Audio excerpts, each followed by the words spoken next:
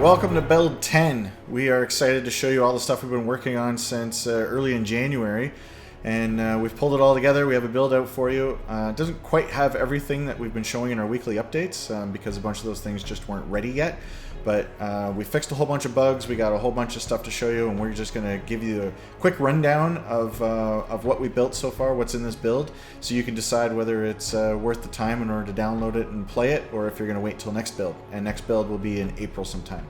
So Nick, our biggest, newest feature is day-night cycle and weather system. Why don't you talk about that? Sure. The day-night cycle now is locked to the time that passes as you move around, so you'll notice how fast the game plays as you're moving because the sun's going to be cruising around quite a bit. We think this does a good job of showing, how time is affecting the world, and we're excited to start putting in systems that affect the world based on those things. So going into a town at night or during the day will different things will happen. Stores might be closed, that kind of thing. Also the weather, seasonal weather we added. So right now we just have rain, but it looks really good, we think. And there's actually clouds going across that you'll see on the map, and those affect what you're seeing locally too. So if you're cruising around foraging, or you're going to a town and there's a monsoon going on, you will feel it. The people will feel it. There were some interesting things we had to deal with, like having a huge rain pour happening in the inn. So now we think we've got that figured out. But the sound and the feel, I think, is really moving in the right direction and making the world feel alive. Yep, and we're going to tie that weather in more tightly to other things. There's just a few little hints that we have at that right now. So the big thing that I worked on was what we call hex exploration. So each hex on the map you can actually visit and do things at, except don't try and do that because there's nothing to do in most of them. But you can see the beginning of the system when it comes to going to dungeons. So in the past, you would get a dungeon location from a noble, and then you would just cruise there and bam, you're inside. That was never by design how we wanted it, but now you go and you have to explore the area and uncover where that particular location is. So that uses survival skill, and you can see that on the screen right now. So yeah, so that's that. Yeah, if you get a crit, then it improves your survival skill. I think that's in the build. But that's sort of the beginning, I think, of the survival skill. We're going to be building that out later as well. Yeah, there's I think there's 12 skills in the game, and so we're just slowly putting them in as the relevant features come up there. The next thing you'll notice about exploring the dungeons is that they're now populated by specific races, and that's because of the much larger system of managing the populations in the simulator. So if there's a dungeon that's filled with goblins, all the encounters will have goblins. That just makes sense. And then next is the save file compatibility check. Now we have to apologize to everybody to say, when we do these releases, we have to blow away your save files, so we're sorry about that. And rather than relying on you to do that, Nick, you put in a check for that. Yeah. So if you load up your game and it gives you a little message, then we're sorry, but we're trying to save you from all the bugs that would have happened. If we do a release and we can control the compatibility, so if we know that there's no issues, then that won't happen. But this build, you're going to lose your save file. And another thing you added was the ability to save from anywhere. In the past, we didn't actually tell anybody you can only save from a town, but you and I knew that, and so we just assumed everybody else did, and they didn't know that, and so they would save out in the field, and that would cause problems when they loaded their game, and that led to a whole bunch of bugs that people were experiencing, and so we resolved all that by making the save actually work everywhere. So good job, Nick. Right. Yay. Yay. The next thing is the trade deal system. So now when you're trading with the merchant in the town, you put together what we call a deal, and then you can negotiate based on that deal, and you can see your persuasion check, skill check happen there. And the persuasion skill check is a new kind of skill check that you only have a limited number of uses.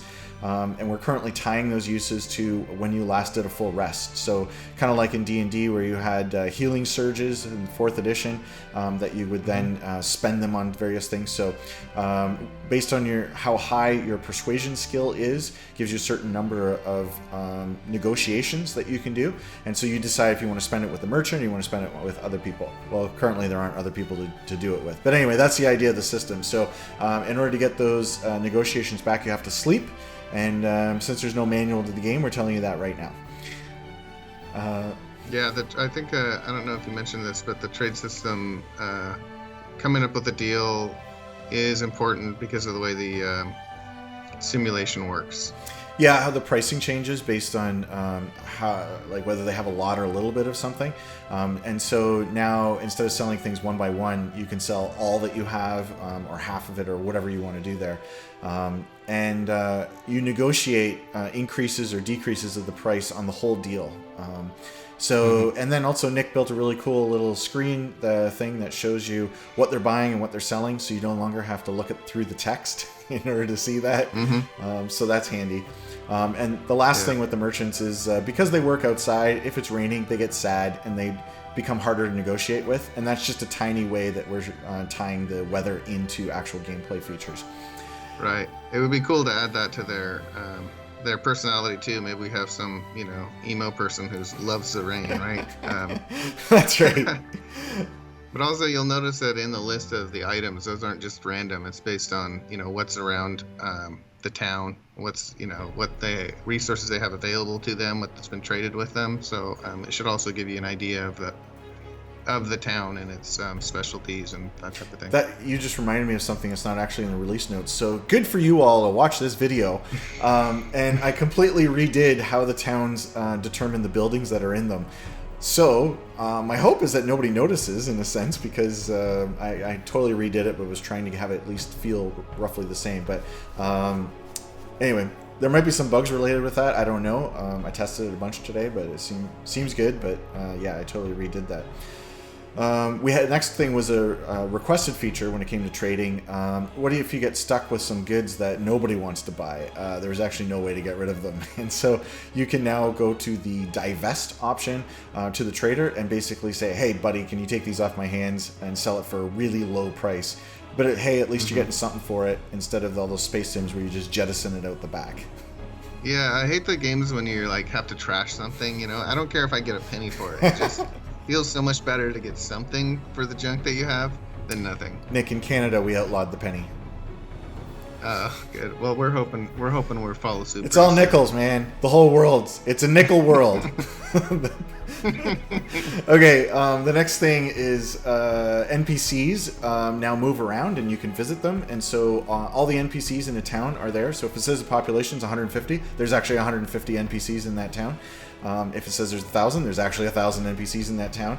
Now you can't visit all of them yet. That feature's still coming, but you will see them move around to different buildings and you can talk to them there. So theoretically, it's possible for you to meet every single person in the town and bitch slap them.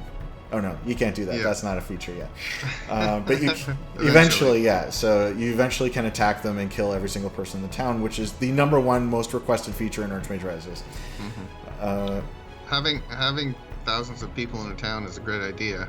Thomas always loves to make problems for us by trying to simulate things accurately. And this one led to 400 megabyte save files. That's also true. Which I immediately said is Nick's problem and sent it over to him. Hey, Nick, these save files are 400 megs. Fix it. Exactly. So we were able to fix that. Now your save file should be way smaller, and things should load and save faster. You might not notice it as much because of all the data that's added to the game since the last build, but rest assured, we should be able to add even more data. That's what it's going to do. Is it's going to mean Thomas is going to be able to add even more data. So watch out. Yeah. So I don't think anybody's going to notice because we added 10 times more data and we made it load 10 times faster. So it's basically exactly the way it was. But we'll see. Okay, so the next thing is there's a new ability to question NPCs. I took out the talk interface because, because I took it out. It's not done. It's going to be redone, and some people were kind of complaining about it, like it doesn't have the depth that it should have. So I took that out and put into questioning. So now you can ask people various things, who their family members are, what they do, why they're there. So if somebody's at the healer, it's because they have the plague. It's because they got hurt. Yeah. Do people like you? Yeah.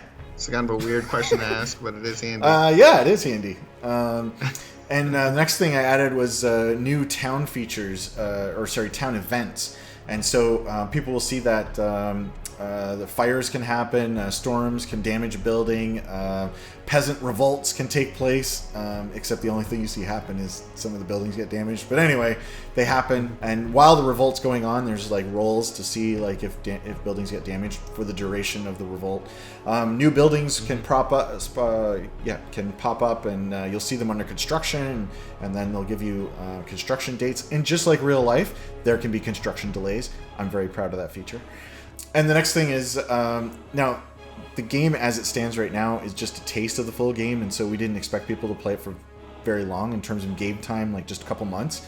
But some people are playing it for years, and that has led to a problem with the difficulty of the game, because the longer you live, the harder the game gets. And it just became impossible to play. And so for those who do want to play it for a longer period of time, I basically halved the difficulty curve, so it should be easier for you to play for a longer period of time. And Nick put in a most requested feature of zoom keys. Yay! Yeah, so now if you don't have a handy mouse scroll wheel, if you don't have one, you need to get a mouse with a scroll wheel. It's amazing. But if you don't have one, you can use plus and minus to zoom just like you do in the Mage Tower, so that should solve that problem. So that's in the Mage Tower and on the map now. A couple other minor things. They're minor, so we're not even going to talk about them. You can see the full release notes. If you weren't taking your own notes during this video, then you can go and look at the release notes on Steam. But that's it for this build. The next build is coming in April, and we'll have more new features and more bug fixes. Oh, and we also put some new bugs into this build, just so those that like finding bugs have something to report. Yeah. Okay, well, we're going to sign off. Thanks, everybody. Enjoy. Bye.